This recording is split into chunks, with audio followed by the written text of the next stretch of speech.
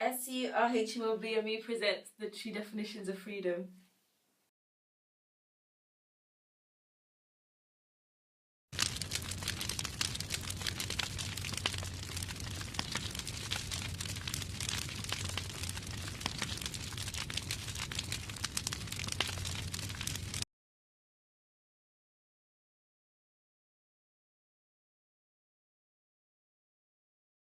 You have to leave the country because it's just not possible to live in a country that gets bombed every 3 days. Freedom is about being human. Like, we're all human at the end of the day.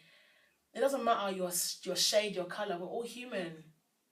When I first came to university in my first year, I was actually really scared and intimidated. I actually found out not too long ago, I think maybe last year, I found out I was an ethnic minority, which was very, in a way it was shocking, but in a way kind of embarrassing as well.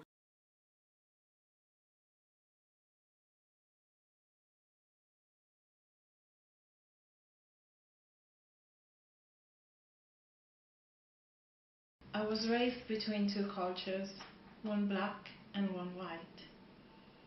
Things that were wrong for one, for the other, were right. I remember coconut, they called me that day, yet I would have it no other way. From indie to urban, hip-hop and goth, all parts of me expressing so much. Measuring up to the pressures of peers. Why do you dress like this? She's so weird, innit? Facing my fears. Where do I belong was the question I had. The answer seemed bad. But nowhere became everywhere, and suddenly I was no longer sad. Like so, I embraced my multicultural self, multi-talented self, beautiful self. In rediscovery, a journey to emotional health.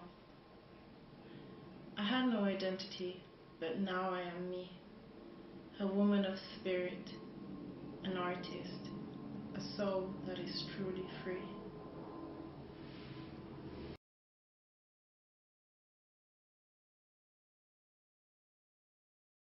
Hi guys, my name is Itinu and I am a BME. I'm currently studying my Masters in International Management. And I'm from London. Originally, my parents are from Nigeria. To be honest, I'm from Nigeria. I was born and raised in London. I've lived all my life there. But I've travelled to Nigeria severally. And I believe I'm able to be free. Contrary to what people say, I believe that I'm so free in Nigeria, where I live anyway, the area I live. I believe that I'm free. I'm able to do things that I wouldn't feel comfortable doing here. And it sounds weird because obviously I was born here, but I don't feel as free as I should we say. And I don't know how to explain it, but it's down to me not being the standard British girl, should we say. But it's just, I really love Africa. I love Nigeria, I love my country. Hello, my name is Jean.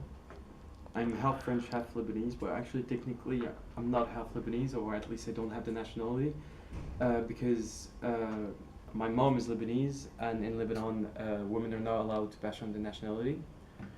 So Lebanon is probably still the best country to be a woman in the Middle East, except for Israel, which is the only actual democracy recognized by the United Nations in the Middle East.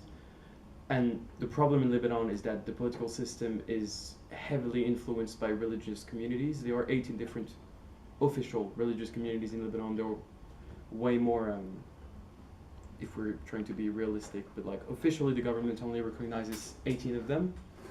And all these communities have their own saying and their own cultural traditions that they're allowed to continue. Hi, my name is Vera and I'm from Indonesia, and my parents are from Indonesia also, but we're Chinese. So for 3 generations we've been in Indonesia, and I grew up in Singapore and Malaysia. So I was in Malaysia for 1 year or 2 years, and then in Singapore for 9.5 years. And then here I am. Hey guys, my name's Nathan and I am Fijian Indian, but I call myself British because I was born and raised in England. My outstanding story is that I didn't actually know I was an ethnic minority. So I was saying that recently I went to see my uncle's last movie, which is called Heritage, and it's all about how Lebanese people deal with the fact that most of them had to leave their country at least once or twice during their lives. I mean, the story of the movie is about him, how he had to leave the country 4 times with his children in 2006 recently. They came to live in my house for 1.5 years, so that's the way I was sort of like, I suppose, touched by the war indirectly. I mean, there's a big problem here that he raises in the movie, which is a problem that I think every single Lebanese person had experienced, which is, what should I do? Should I leave or should I stay here? There's so many like people from everywhere. Like it's really culturally diverse, and I was really actually scared to talk to white people.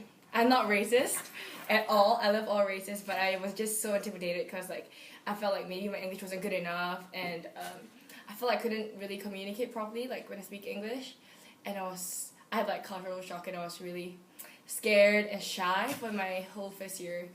But yeah, it was a little bit depressing. I was quite depressed in my first year. Throughout my life and my childhood, I was treated as the majority, so I didn't actually know that I was really a minority, so to say.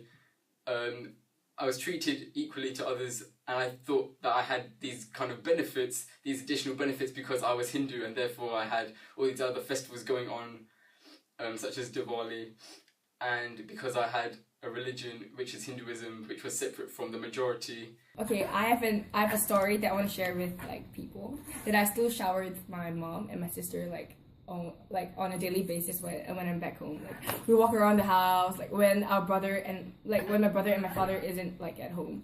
We walk around the house naked, and we're open, and it's fun, and I think it brings you guys closer. So girls in universities, in this university, you guys should like try to shower with each other, not in a creepy way. But yeah, it really brings your friendship to a whole new level. In terms of British history and Nigerian history, I would say I'm more connected to Nigerian history. And to be honest, I don't even know that much about Nigerian history, but the little stuff I've learned so far has already blown my mind.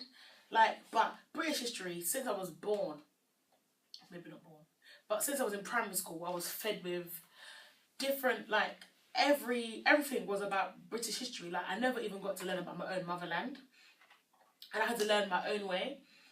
And it was just like mind blowing what we've been through, what our ancestors have been through. It's just when you sit there and think about it, like. So to come back to the notion of freedom in Lebanon, it's a country that since its creation in the mid-1940s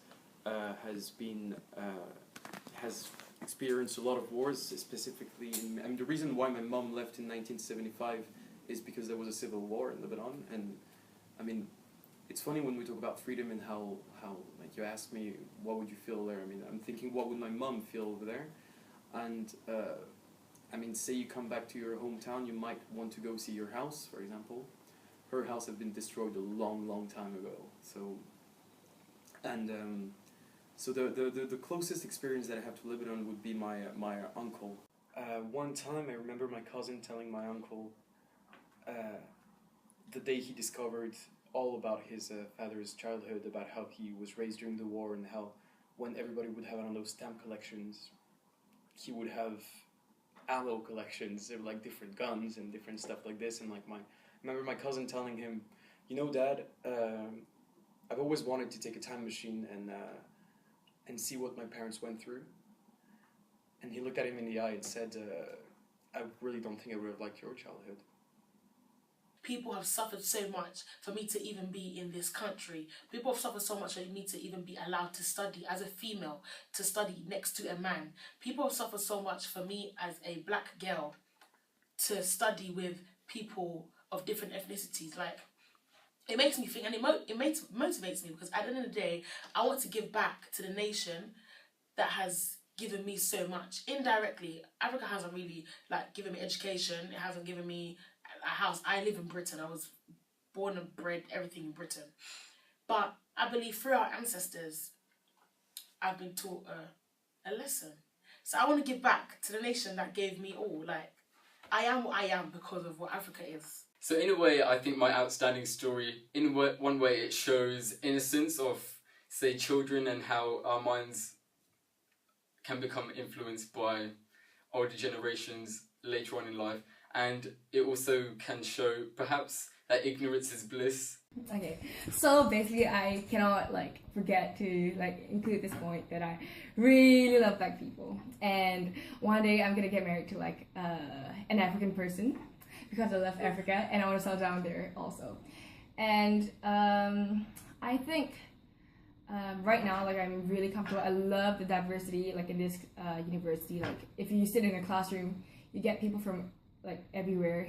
And, yeah, I think it's amazing. How many Lebanese people actually met on campus? People who are half something, half Lebanese. And it's pretty funny because lots of them are, like, the same thing as me. You know, they have a Lebanese father or mother, so somehow they get the nationality or not. They speak Arabic or not. Most of them don't speak Arabic. I don't speak Arabic myself, and my mom should have told me, to be honest. But it's really funny to realize, and it makes me think that us as well as Lebanese, sort of Lebanese children who might have the nationality once again or not, it just feels a bit like we're all here, you know, and we're all we all feel Lebanese to a certain extent because we grew up with hummus, mtabbal, or these things, you know, all this food, beautiful Lebanese food. But yeah, I'm pretty happy to have met that many Lebanese, half something people on campus, and I think it's one of the things that made me like the campus in the first place. And it's a really big campus with a lot of people, a lot of stories, and it's pretty cool also so since I sort of feel like a Middle Eastern guy, even though I haven't really lived there, to meet people from Palestine, people from Israel, people from Iran, people from Syria. I'm actually a quarter Syrian as well. In Royal Holloway, though, it's full of different people. Like, my course, I'm studying international management, so there are a lot of international people. And there, like, funny enough, I'm the only black person in my class. But I still feel connected. I still feel free. I'm able to talk to everyone, just get along. And you don't realize that you're, like, when I'm in class and discussing with my group members, I don't feel like I'm different from them. I feel like we're just humans, and I think that's the way life should go. It's not about you're this colour, you're that colour, you're from here, you're from here. And now I'm in third year, and I'm really enjoying myself. And I can say that I'm totally like not afraid or intimidated by like white people anymore. Yeah, I love white people. On the campus, I definitely feel like I am free to be who I want to be. I feel like there's a lot of cultures and ethnicities, so it's easy to do that here at Royal Holloway. It's a beautiful place here. I like Royal Holloway. Freedom is being yourself without being judged. To me, freedom is the ability to express yourself no matter who you are or where you're from. My definition of freedom is to be whatever I want to be and not have to justify myself to anyone.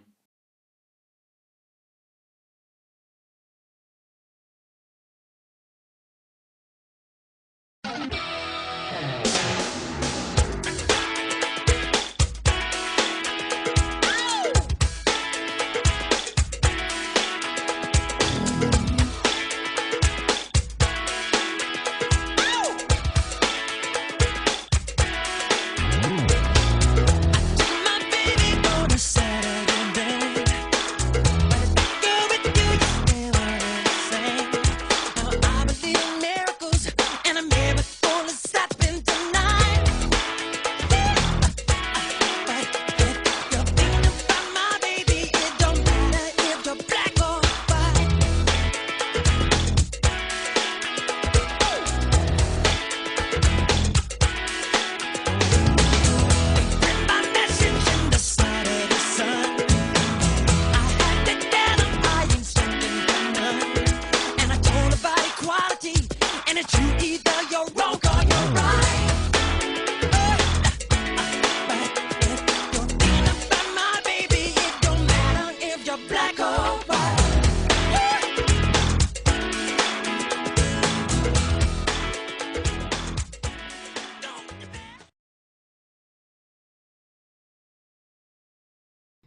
I think, yeah, I really like it. I don't know what to say, but I really enjoy university, and yeah, don't be racist. So, girls in universities, in this university, you guys should like try to shower with each other, not in a creepy way, but yeah, it really brings your friendship to a whole new level, and yeah. Freedom is being judged. Sorry.